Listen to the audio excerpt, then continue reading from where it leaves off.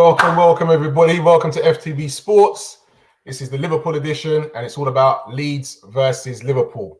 So, first off, I want to introduce and say hello to my guest, my host, Stoney. How you doing, sir? Good evening, sir. And the cop artist. Evening, Artie. Yep, how you doing? If you ever need a dodgy £10 note, check out the cop artist, mate. Your quality one. Lovely. All right, gents. Tell me, what happened?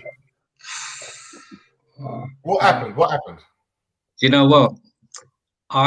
It's a strange one. I think it's probably good that we decided to have the show today and not actually yesterday. I don't mind actually admitting for the first time that I actually felt quite flat and actually quite deflated yesterday. Mm-hmm. After the game, I actually went online to see where my local table tennis team or club would be, just to try and find another outlet. I was so frustrated, and that's not true. I was so frustrated yesterday. I mean, I'm not saying that we outplayed Leeds yesterday because, in my opinion, the way that I saw the game, I didn't see that we outplayed them. But we got to 87 minutes, and then we allowed Llorente to come in. He outjumped, I think, is either two or three of our defenders to actually get that opportunity to actually come in to get that header. And I mean, as soon as that went in my opinion, the way that I was viewing it, that game was done. Because I mean, even two minutes prior to that opportunity with Llorente's header, Salah was unsuccessful with his opportunity down at Leeds. And it's almost as if they just bang.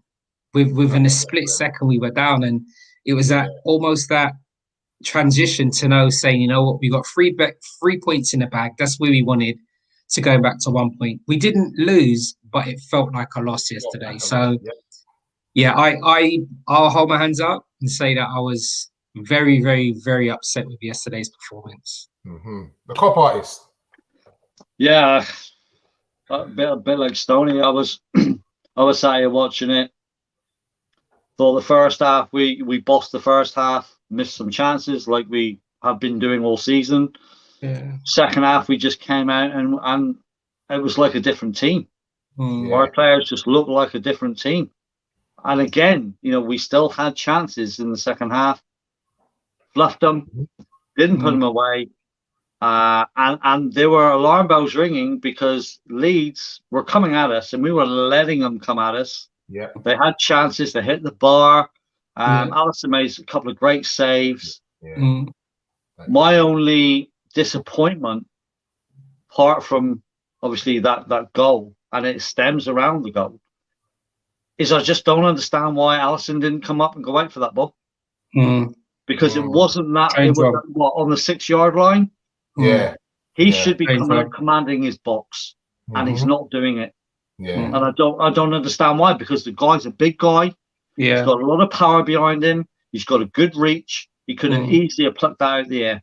Yeah, I'm going to come back to that. Yeah, because it was a strange one coming into that corner, as you said. I looked in it a few ways. One, about Alisson possibly could have come out, and then when I was looking at it, you know, you constantly replay it over your head.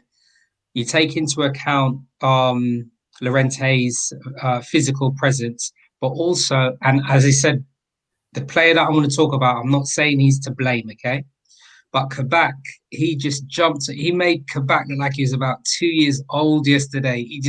He bullied him for the header to get it in. And it's like, I was thinking, I don't want to blame anybody. Stick a pin, man. Stick a pin me up. Listen, I have a view on that. I'm going to come back to that and we will discuss that.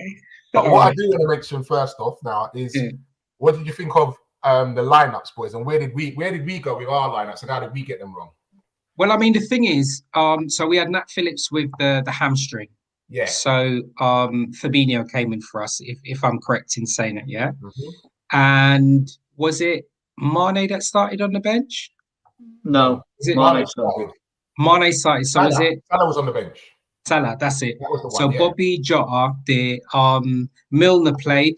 Yeah. Which, in fairness, I think that the previous game Milner played, he was all right. But I mean, team selection aside, when the team selection was there, even with Fabinho having to go back into midfield with Kabak, I was comfortable. I was comfortable. Even when the lineup was there, I was comfortable. I was ready for the game. I think my prediction was that it would have been 4-2. So I was not. I went into the game thinking, okay, I know Leeds are going to have an opportunity to impose themselves. Whether it's for the whole game or not, they'll still have an opportunity to impose themselves. And in periods, they actually did. I mean, how on earth Bamford? I still unsure why, with that back pass that Fabinho did, I'm unsure why Bamford decided to take the first touch before taking a shot. He's usually one of these players that can adjust his body, first shot, at least he's hitting on target. When he took the first shot, and then the second shot was like a scuff, I was thinking, I'm glad he messed it up, but I was thinking, why would you do that, brother? I couldn't understand it.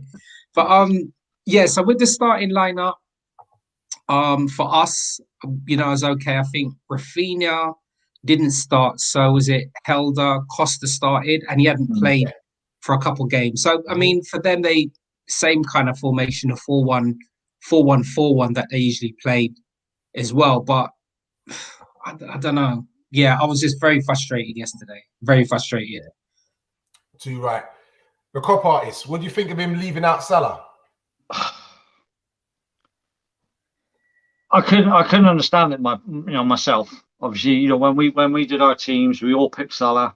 There were differences, maybe with Mane being dropped to the bench, or Jota being dropped to the bench, or even Bobby being dropped to the bench. But Salah was in all our team selections. Yeah. I didn't get it, because obviously he's the main threat. He's the one that is always sort of causing problems, trying to make things happen. All right. We know he's messed up a load of shots this season, whether it's shooting too late, shooting too early, or should have passed it, or whatever. Mm-hmm. But he's the one trying to make things happen. Yeah. And knowing that we needed to win that game. Yes. I don't understand. That's exactly the point I'm getting at. Klopp's thinking behind it. This was for me, out of the running. This is one of the tougher games that we had. Yeah. And for me, this is right. This is not the time to be resting Salah in this game here. No. To be fair, you've got no disrespect. We've got Newcastle coming up. Yeah. Rest him against Newcastle, if anything.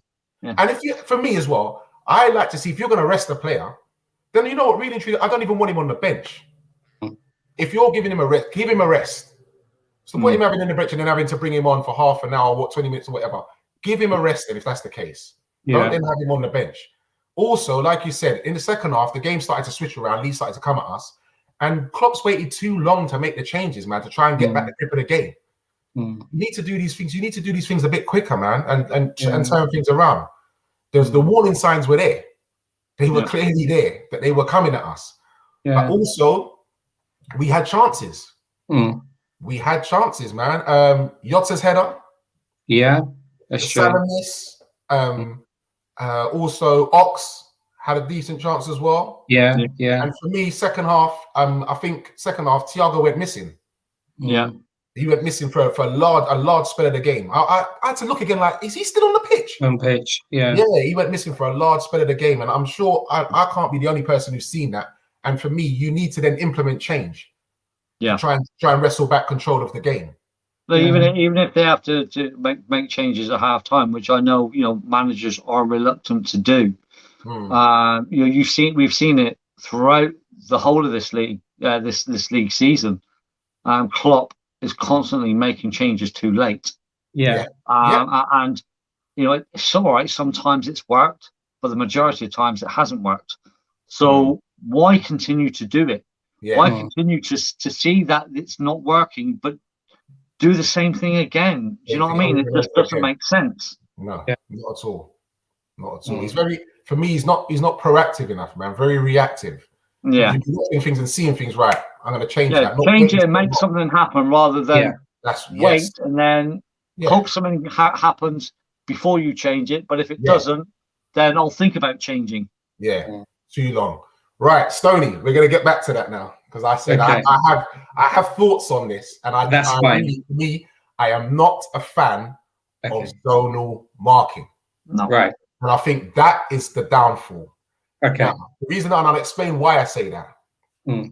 You could be 5'4", and the defender who's zonal marking could be 6'6".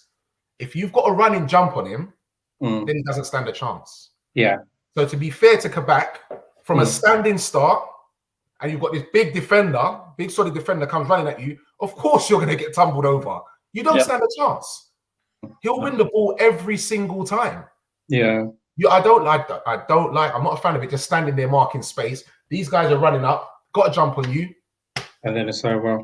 Because it's almost as if Llorente had out-jumped or out-muscled two other defenders. I mean, maybe the way that I viewed the game was that I was only focusing on Kabak.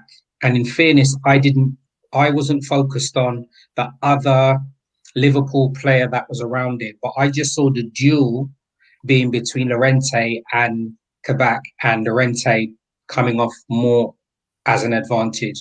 But I do agree with you. It's just like 87 minutes. Come on, please. Why on earth would you do that?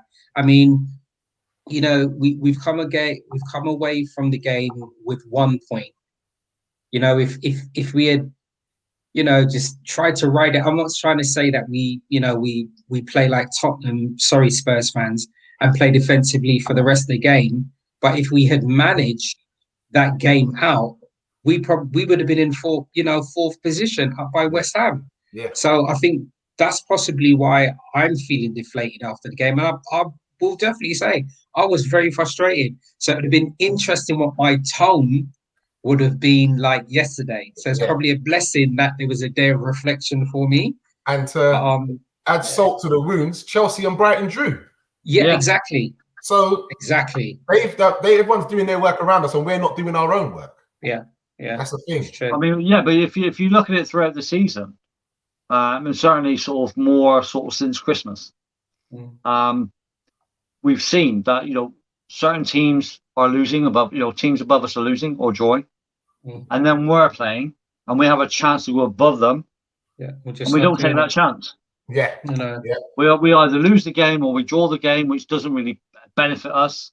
But I still come back to this point, and you mentioned about Llorente being a solid, strong, tough player and out-muscling the defenders. But I'll still come back to that point of why isn't Alisson commanding his box more?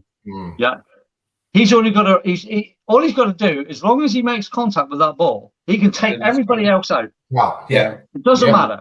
If he's got the power, which he has, we know he has, and I've seen him do it.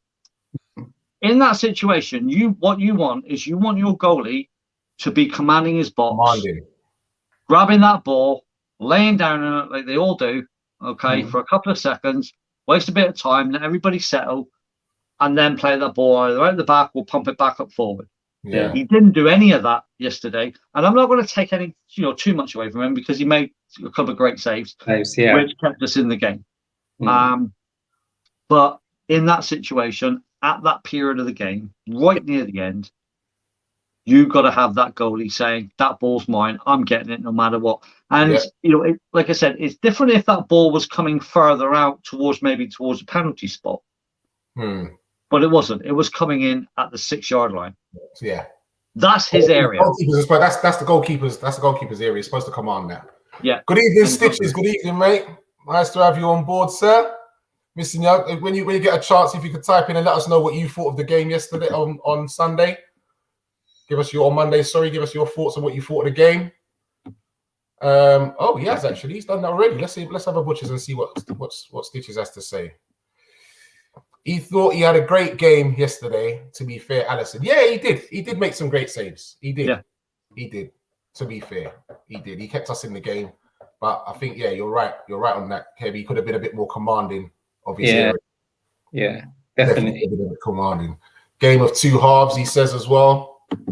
Yeah, that old saying, definitely right. Definitely a game of two halves.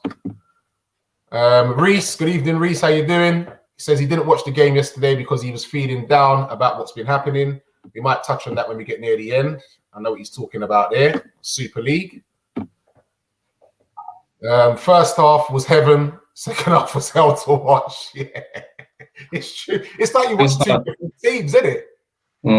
It's like teams. But that is an issue, isn't it? Why? And it seems to be mainly us. Why is it we can play so good one half and come out and look a completely dishevelled, different team another half? Yeah. So what goes on? What goes on in the players' minds? Is it Leeds weren't great?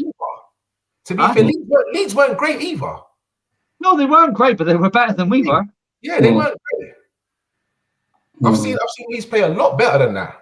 Yeah. I mean, Milner did put it down to saying that the guys were knackered, basically.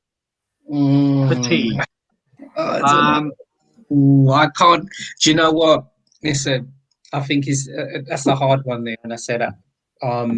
Milner is he's a model professional, and he'd probably know what's happening with himself and the players in real time. But come on, James, listen, we got a couple more games. I understand the human. It doesn't matter how much massages, how much ice baths you have, or anything like that. But we've got, you know, if we took the Leeds game into account, right, we'd have had 6 more games just to try and remove all of the ill fortune that our club has actually had this season.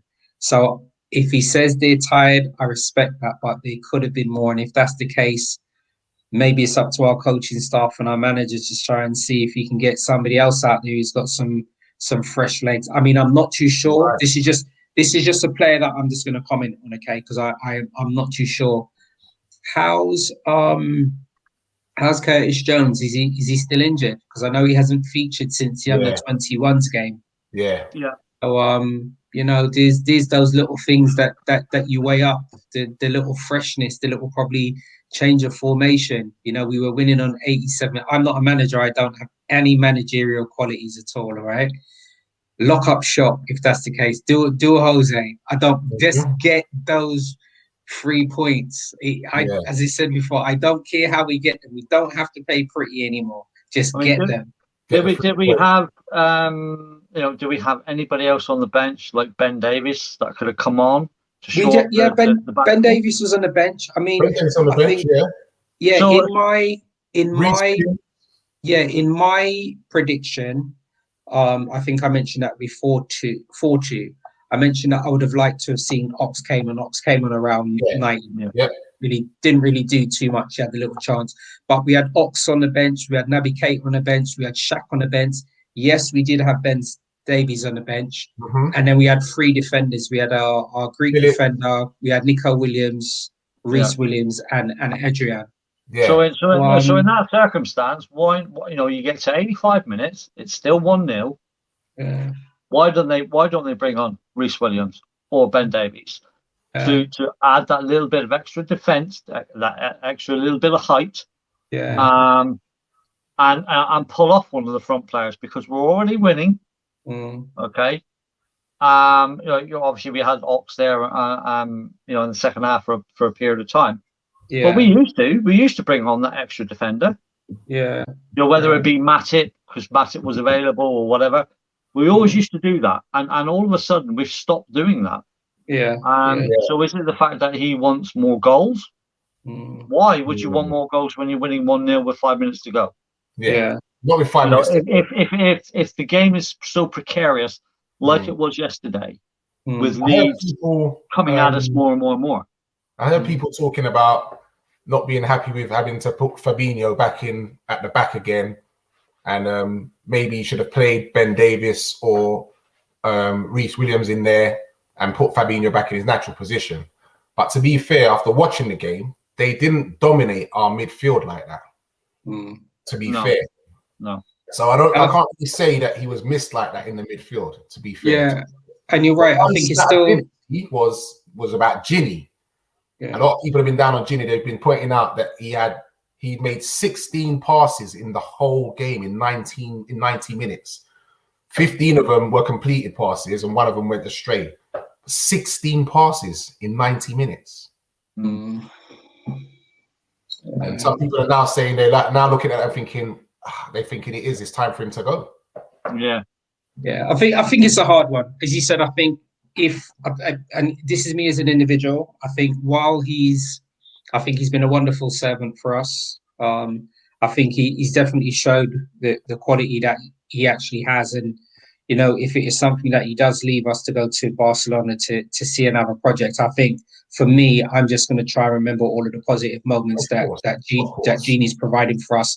And as you said, I'm just giving an example. If he's played 100 games and he's had 2 bad games, so be it. That's still a good potential. So for Genie, I'm not going to nitpick on that. But you're right. We know the level that he has set himself, and he knows the level that he should be playing at for our club. But you know, it goes back to the same thing as well. If for whatever reason he wasn't playing as productive as he could have, then hopefully our manager probably could have made the adjustment. But you're right. It's always looking at things in hindsight. You know, it could have, it could have been something that we continued playing as we did. It could have been something, as the cop artist mentioned, that Allison came out and he punched the ball away, and we came away with the 3 points, and then we'll be singing praise of our team and club. It's one of those things. I'm going to be honest, as he said, I'm still upset, I'm still deflated, but we're just looking at the fine margins here. Yeah, very fine margins. All right, Stitches. He says he thinks it was less to do with some more to do with Leeds. They play a high intensity game and can sustain it for the whole match. He also prides himself on this, and they had more in the tank to go. Okay, that's fair enough. But as you said that, and that's a wonderful comment as well from Stitches as well. But you know, I think if it's something where us as viewers and supporters of our club can identify that, I would like to think that our manager and our coaching staff and our players can, you know, also be aware of what Leeds are going to bring to the game, and then we plan accordingly. So I'm not saying that we change the way we play because we're playing against Leeds. I know we respect every team we actually play. We're at home. I know that Anfield, we've dropped a fair amount of points this season at home and probably picked up more away from home. But, you know, our team's good enough to actually impose ourselves on anybody who comes to play against us. We know that Leeds had a good game against Man City prior to that as well. But I just felt that we just had some more. I just felt that we had some more in the reserve as well. More so as well, going back, I think the comment you mentioned before that Mill was saying we're a little bit tired. We're out of the Champions League now. We're at Real Madrid. Did a better us over 2 legs. Listen, let's not get it twisted. This is all we have at the moment. Exactly. So if you're tired, have some ice, have some Lucozade, have some nourishment with nutmeg and Guinness punch. Yeah. Get yourself through these next few games, please do. Be careful, you could get them banned, Stoney. You could get banned for drinking that, mate. Serious. But yeah, we just need to get through. Get through. Kev, Stitches says you're asking for a leopard to change his spots. Lock up shop. He's saying you're damned if you do, damned if you don't. So he said if we park the bus and then we lose, then what would we be saying? Okay. Yeah, but then if we don't park the bus with 5 minutes left, in that situation, because you got to look at the overall situation. How are we playing? Are we taking our chances? How is the opposition playing? Are they looking more like they're going to score than we are, which they were? Okay, in that second half. So in my opinion, and I've managed football teams, okay, from grassroots level, young kids to adults, okay, Sunday league stuff and whatever. All right, I'm not an expert and whatever, I don't profess to be, but I know in that situation, if that was my team and it was one of my Sunday league teams, let's say, and I could see that my opposing team were coming at us hell for leather to try and get that equalizer, and I could see my players not performing well and not taking their chances like they have done all season.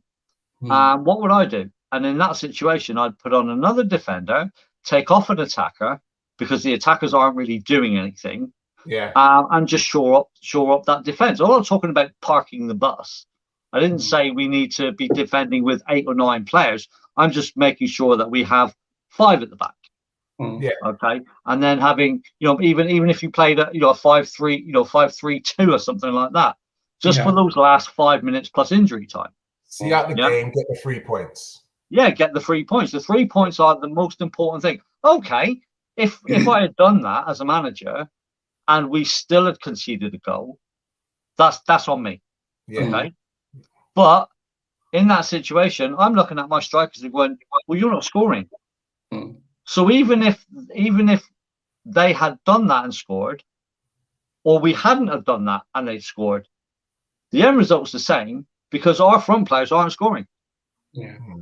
So what would I rather have? Would I rather have a bigger defence to hold that 1-0 lead, and more often than not you would have held that lead, or carry on the way it's going, having 4 in defence, let's say, with Leeds coming at us constantly, looking massively that they were going to score, and they do score. Okay. Right. So one more from Stitches now. Do you not think the whole ESL thing may have affected the team mentally? Listen, good, definitely good comment as well. As an individual, I think we have to respect that regardless of all of our players' talents, regardless of the wages, they're human at the end of the day. And these things possibly would have affected them. They would have affected their families as well. I'm very selfish here on this comment, by the way, okay? So yeah, I do say that it possibly could have affected him, but I'm very selfish. And when you put on that shirt and you cross that line, it's game time. Exactly. Yeah, because regardless of whether those things would have been at the forefront of their mind, they're professionals. So regardless of what they were thinking, they would not be able to make that change. So I know in the media today they were saying, and rightly so, once again, you can see the wonderful leadership qualities that our captain has got. So it's in the media. Can I stop you there a minute? Sorry. Bit of breaking news. I've seen it. 6 English clubs have withdrawn. Yeah. Liverpool have just done it. They put a statement out on their website as well. Edward just said that as well. Edward Brown, well done. Thanks, Edward. How you doing? Hi guys. I think we're out of the Super League because we just put a tweet out on Twitter. Sorry for interrupting you, Stoney. No problem at all. Sorry, just going back to what Stitch's comment was saying. Definitely they're human, but for me, it's just once you cross over that line, it's game time. It's get those 3 points because, as he said, the owners have made the decisions without communicating with our manager, without communicating with our players, and at this early stage, in terms of preparation for the game, regardless what our players would have thought, they would not have been able to do anything before that anyway. So no, I don't think anything to do with ESL has affected mentally the game on there. I would not want to believe that because I believe in all of our players and I believe in their professionalism as well. I'm definitely with you on that, Stoney. And even me, when I played football, one thing I know is once I cross that line, that's it, mate. I've got friends I'm playing against, and I'm gonna kick lumps out of you while we're on that. And afterwards, we can shake hands and have a drink in the bar. But once I'm on that line, all I want to do is I want to win. That's all I know. And I would run my heart out. I don't care. I play Saturday, Sunday, Wednesday. I don't care. And I'm running my heart out. And I ain't getting paid like you guys. Do you understand? Yeah. But I'm giving it 110 every single game, man. I don't care. So I don't want to hear these excuses about tired and that. Just look at your bank balance, look at your checkbook, and tell me about it. Yeah, I don't want to hear it, man. You got people there who are supporting you. Come on, man. Let's do this for the club. And like we said, we've got one thing to play for now. Yeah, everybody needs to pull together and give it their all. And more so as well, just to extend on that as well. And prior to our league position being indifferent, it's evident, it's clear out there. We're aware of the injuries we've had in the indifferent season. If anything, that should have been an additional motivation as well for our players to know, look how many injuries we've had, but look, we're still within a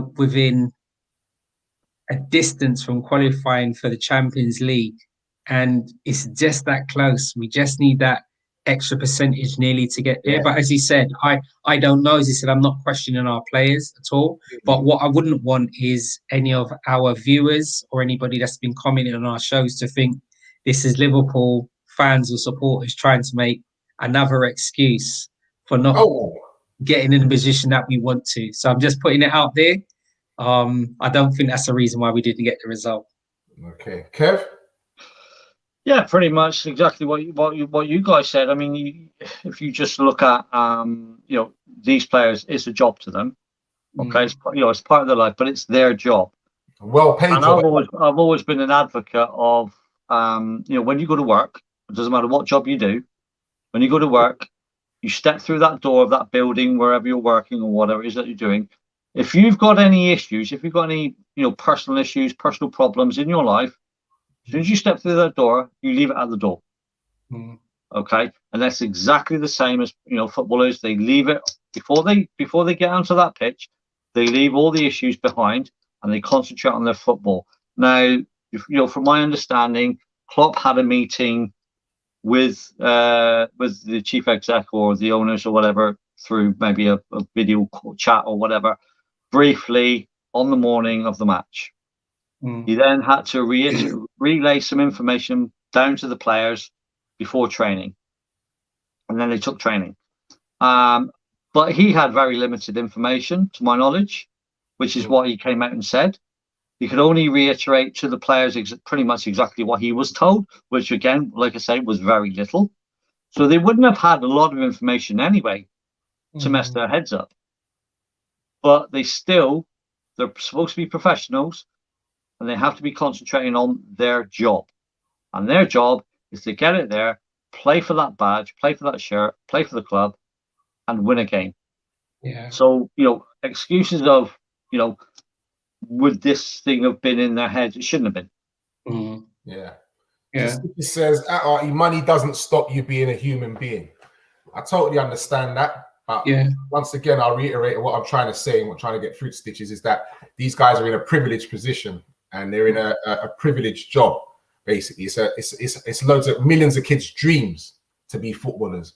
And these guys need to remember this. They're well paid for this. So like Kev was saying, you have to put certain things behind you. I do understand. Everybody is a human being. So yeah, you will have that human element. And a good example of that for me is Jesse Lingard. He had issues and that with his mum, whatever. Everyone was on his back and whatever. Things have turned around now for him. He's in a better place now. He's able to focus and concentrate again. And you can see that in his performances. Things like that are different.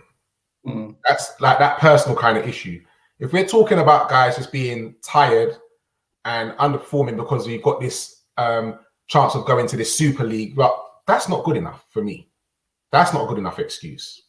And that's my point, Stitches. I'm not talking about people's personal life problems. That's totally different. And I do get that because we are all human. Edward Brown says, have we been put up for sale? As in Liverpool? Yeah, there are rumours that John Henry are putting us up for sale. And there are also rumours. And again, this is only what I've heard through the grapevine and through social media. So it could be a load of rubbish. That the Glazers are putting United up for sale as well. Yeah, you know what? I think the interesting thing on that, as he said, I've been removed from it. What I'm going to do after this show, I'll be jumping on my phone to catch up with everything today as well. I think the interesting thing would be, is if it was something where our owners were to put Liverpool up for sale. In my eyes, this is me thinking. I could be completely incorrect on this, I would like to think during our owners' period of time and Klopp's period of time, I think the value and brand of our club has increased. This is just my opinion, so I believe, massively. So I believe if it was something where FSG then thought that they were going to put the club up for sale and then move on to do a different project, I would like to think that Liverpool as a club would benefit from it. I think my only concern would be who the new owners would be and then what their thoughts would be. What we wouldn't want to be is anybody coming in to do a money grab and turn us into something that we don't want our club to actually be. But as I said, we never actually know until they can paint the picture with rose-tinted glasses and then come in and do something dreaded.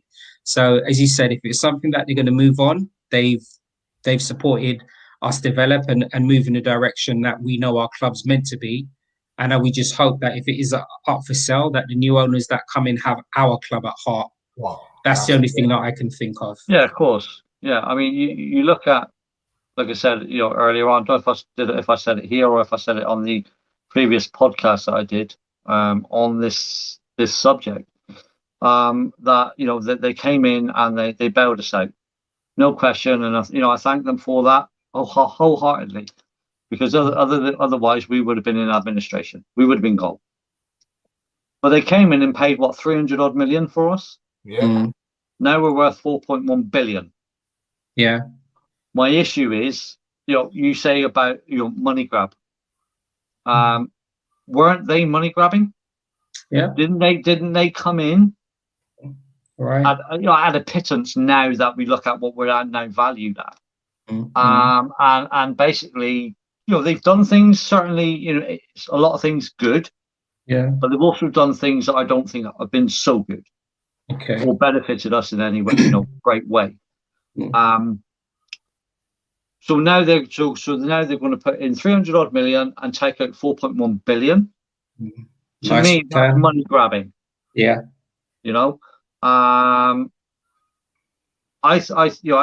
hope, like you, that if this is true and somebody comes in and buys us from FSG, that they have football at heart, that they have our history at heart, and that they have our fans at heart. Because without all those three things, we don't have a club. Yeah, very true. Hey, how you doing, Leeds Focus? He says, hey, everybody. How you doing, mate? Let us know how you're feeling about the game yesterday, your thoughts on that. We are coming up to close to 40 minutes. Gents, what do we do moving forward, gents? What do we do moving forward? Can we still make it? Do you know what? Okay, so where we are at the moment, we've got Chelsea, West Ham, Liverpool, right? So 4th, 5th, and 6th, yeah? We're all on 32 games. Chelsea on 55 points. West Ham on 55 points. Liverpool on 53 points. The answer is yes. Anything can happen. Anything can happen. That's what I want to hear. Yeah. Anything. Yeah, of course. I mean, mathematically, we're still there. Yeah. We're not far behind, the Chelsea, the West Ham. Only 2 points, and we've seen tonight. Chelsea couldn't get past Brighton. West Ham couldn't get past was it Newcastle? Yeah, thanks. So they couldn't get past them. I know we've got Newcastle. We've got them next. We've got them next, but obviously, as long as we tear them a new one, I'm happy. But mathematically, of course, we can do it. We just need to be playing better and taking our chances, because if we continue in the form that we're in at the moment, playing a decent half and then a non-decent half, we're going to struggle. But I still firmly believe we will get top 4, without a doubt.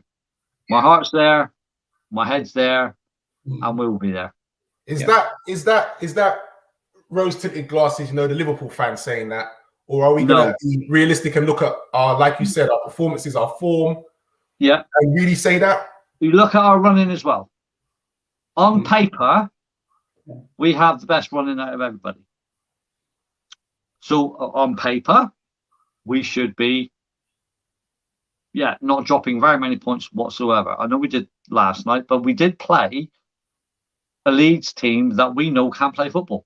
They took it to City. I know City didn't play all their big players in the last game, but they still professed they could put out 2 teams in the Premier League.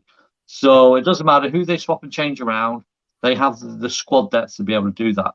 And Leeds still beat them with 10 men. Yeah. Yeah. So they were never going to be pushovers, and I never saw them as pushovers. But looking at our run-in, our last game's Crystal Palace, which we hammered. What was it, 7-0? Yeah. So yeah, why not? It's not about being rose-tinted glasses at all. Yeah. I truly believe in my club. We had a bad thing with Palace when we was going for a title once, I remember. Yeah. 2-0 up, wasn't it? Yeah. Hopefully we don't rewrite history there. But similarly to what the cop artist was saying, we got Newcastle next. Then we got United, we got Southampton, West Brom, Burnley, and Crystal Palace. Listen. Talking about United.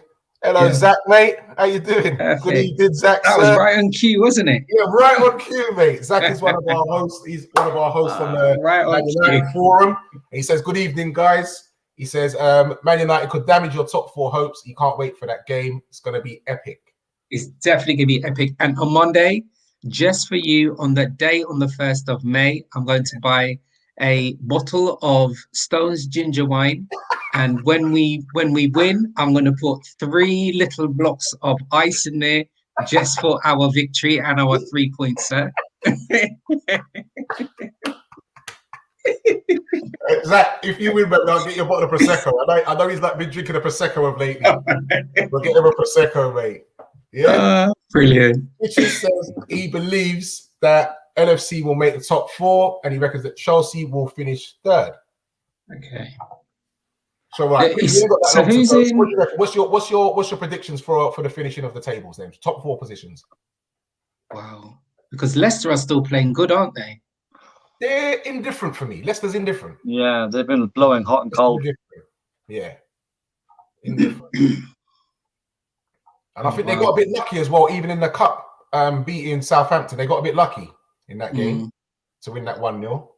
Because Leicester have played 1 game. So Leicester are on 31 points, and they've got West Brom next. And if they win that, then they're on 59 points. Yeah, but West Brom have won their last 2 games. And they're fighting to stay in the Premier League, so they will be going all out. And they've been playing pretty well, actually, considering how they have been playing in the league this season. Allardyce so they're going to be fighting to be difficult and very stubborn. That's one thing I can give him. One thing, 100% I can give him. Not the prettiest. No, doesn't have to be pretty though, does it? If they're playing, Where Stitches says that where we had the struggle against Crystal Palace, that was under Brenda, and he's a bottle.